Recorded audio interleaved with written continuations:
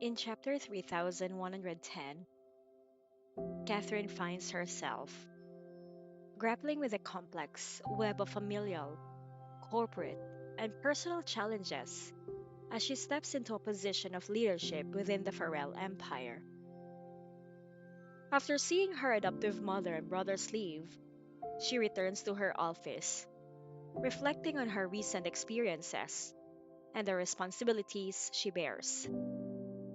Despite having secured her place in the family and the business, she remains wary of the constant power plays around her, particularly those involving her mother, Matriarch Farrell. She sends a message to Mr. Fraser, instructing him not to take any action regarding her adoptive family's visit.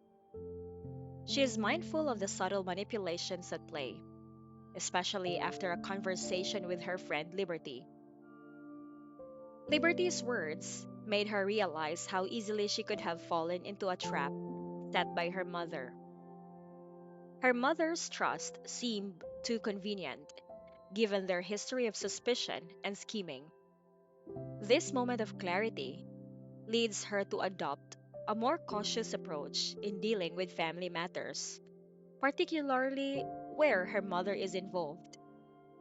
She reflects on her mother's recent trip to Wiltspoon to attend Mr. York's wedding, a rare moment where her mother's intentions were transparent and openly communicated. However, this time, her mother's vague explanation for her travels raises red flags. She questions the sincerity of her mother's trust in her and is reminded of how, despite being biological family, their relationship has been fraught with unspoken secrets and manipulation. Returning to the immediate demands of her role, she shifts focus to her work at Farrell Group. She heads to the small tea room in her office to brew a cup of coffee, needing the caffeine to fuel her through a busy day. Her schedule is packed with meetings, a business dinner, and an ever present array of challenges. She reflects on how the burden of responsibility weighs heavily on her, especially with her mother away. The veterans within the company remain skeptical of her leadership, constantly throwing obstacles in her path. This makes every day feel like a battle, as she navigates the treacherous waters of corporate politics, carefully avoiding both overt and covert attacks aimed at undermining her authority. Just as she prepares herself for the tasks ahead, her intercom rings. Her assistant informs her that her eldest brother Marco is waiting to see her. Surprised by his visit, she agrees to meet him and wonders why he has chosen to return to the company, given the turmoil in his personal life. Shiloh has recently died under tragic circumstances, and Marco's wife has once again filed for divorce. Despite this personal upheaval, Marco appears to be in the mood for business. As he enters her office, she notes his disheveled appearance.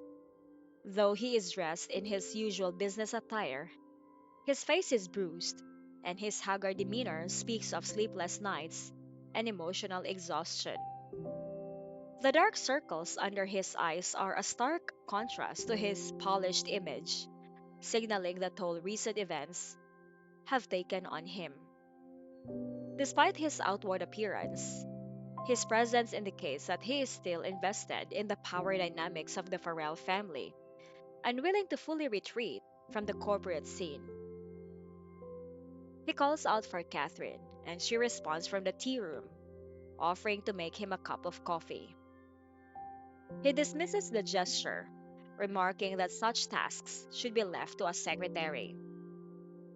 His casual attitude hints at the lingering tension between him and Kathryn as he takes a seat on the sofa in her office, waiting for the conversation to begin. The chapter highlights Kathryn's continued struggle to maintain control and navigate the treacherous dynamics within the Farrell family. Even though she holds a significant position of power, The constant plotting and undermining from various members of her family and the company keep her on edge.